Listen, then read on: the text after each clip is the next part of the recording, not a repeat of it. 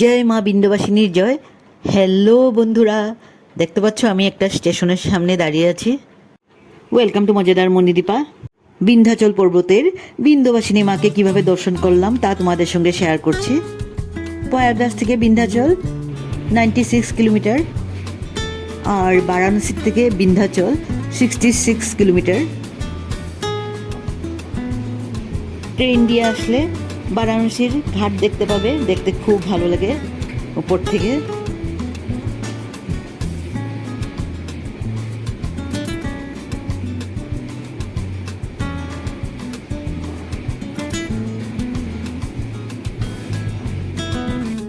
এই হলো বিন্ধ্যাচলের railway station. Vindhyachal station থেকে যদি বিন্ধ্যবাসিনীর মন্দির অটো দিয়ে আসো তাহলে 10 থেকে 15 মিনিট লাগবে। আমরা যখন বিন্ধ্যবাসিনী মাকে দর্শন করেছিলাম তখন সেরকম ভিড় ছিল না। কেন ভিড় ছিল না তাও তোমাদেরকে বলবো। রাত্রিবেলাই মা বিন্ধ্যবাসিনীর মন্দির দর্শন করতে যাচ্ছি। বিন্ধ্যবাসিনী হলেন মা দুর্গার এই রূপ। বিন্ধ্যবাসিনী মন্দিরকে সিদ্ধিপীঠও বলা হয় এখানে মনোকামনা পূর্ণ হয়। বিন্ধ্যাচলে বিন্ধ্যবাসিনী মন্দিরের সঙ্গে সঙ্গে আরও 2 মন্দির দর্শন করতে হয়। সেই মন্দিরগুলো হলো কালিকো অর্থাৎ কালী মন্দির, আর হলো অষ্টভুজা মন্দির। মা অষ্টভুজাকে সরস্বতী রূপেও পূজা করা হয়। এই 3 মন্দির দর্শন করাকে ত্রিকোণ দর্শন বলা হয়। এখন বিন্ধ্যবাসিনী মন্দিরের ভিতরে যাচ্ছি। বিন্ধ্যবাসিনী কি জয়। এটা হলো 1 নম্বর গেট। হাই হাই বলো, বিন্ধ্যবাসিনী কি। আমরা যখন দর্শন করেছিলাম তখন সন্ধ্যা না রাত্রি 8টা বেজে গেছিল, তাই ভিড় খুব কম ছিল। তখন মা বিন্ধ্যবাসিনীর রাত্রির আরতি হচ্ছিল। মা বিন্ধ্যবাসিনীর মন্দিরের আরতি তোমাদেরকেও শুনিয়ে দিচ্ছি।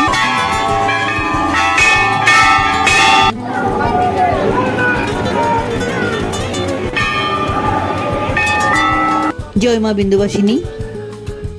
মা বিন্ধ্যবাসিনীর মন্দিরের ভবন খুবই সুন্দর আর বিশাল ভবন। চারদিকটা তোমাদেরকে দেখাচ্ছি।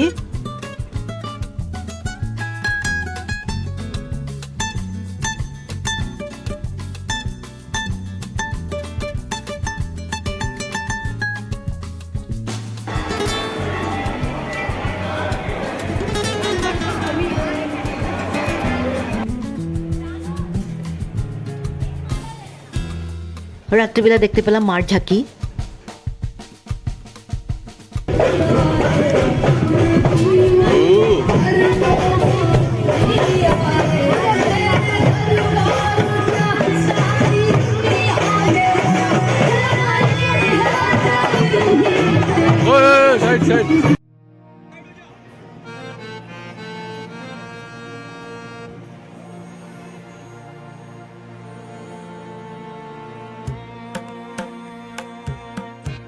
বিন্ধ্যবাসিনী মন্দিরের সামনে অনেক খাওয়ার দোকান, প্রসাদের দোকান সবকিছুই আছে।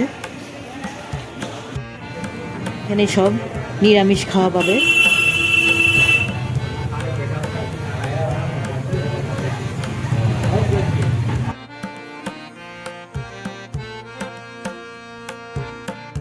বিন্ধ্যবাসিনী মন্দিরের উল্টো দিকে 2-3 মিনিট হেঁটে গেলেই পেয়ে যাবে গেস্ট হাউস।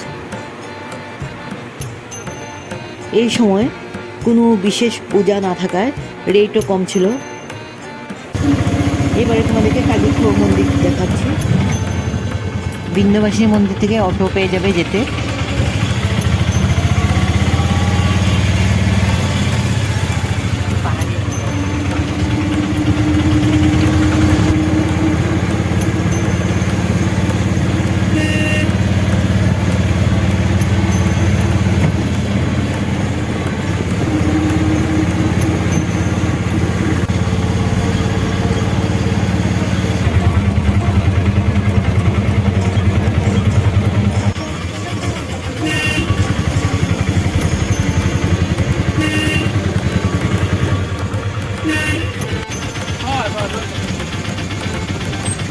जूते चप्पल जो है गाड़ी में खुला दीजिए, यहाँ गाड़ी में रहेगा, सेफ रहेगा, सुरक्षित रहेगा।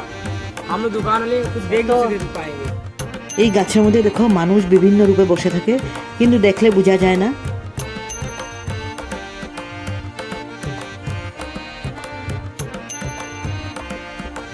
সব দিকে পুজো সামগ্রীর দোকান পেয়ে যাবে।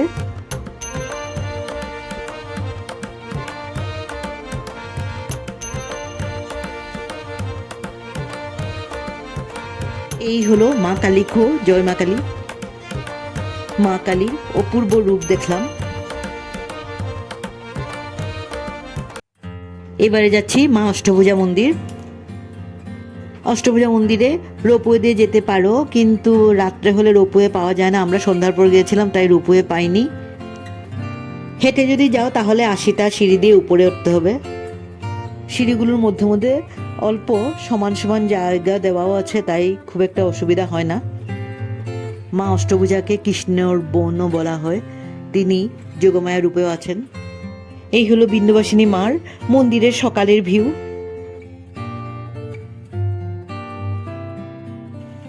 আমাদের হাতে সময় খুব কম থাকায় সকালবেলায় বিন্ধ্যাচল থেকে বেরিয়ে পড়লাম। এখানে প্রসাদের দোকানের সঙ্গে সঙ্গে অনেক সুন্দর সুন্দর দোকান দেখতে পেলাম। এখানে একদিন থাকলে ভালো করে ঘুরে সব কিছু দেখতে পারবে। পাহাড়ি এলাকা এমনিতেও সুন্দর থাকে। বিন্ধ্যবাসিনী মন্দিরে চৈত্র নবরাত্রিতে বেশি ভিড় হয়। উত্তরপ্রদেশে আসলে কেউ যদি পাহাড় দেখতে চায় তখনও এই বিন্ধ্যাচলে আসতে পারে। সকালবেলা দেখতে পেলাম অনেক মানুষই মন্দিরের দিকে যাচ্ছে। আবার আর একটা ভিডিওতে তোমাদের সঙ্গে দেখা হবে।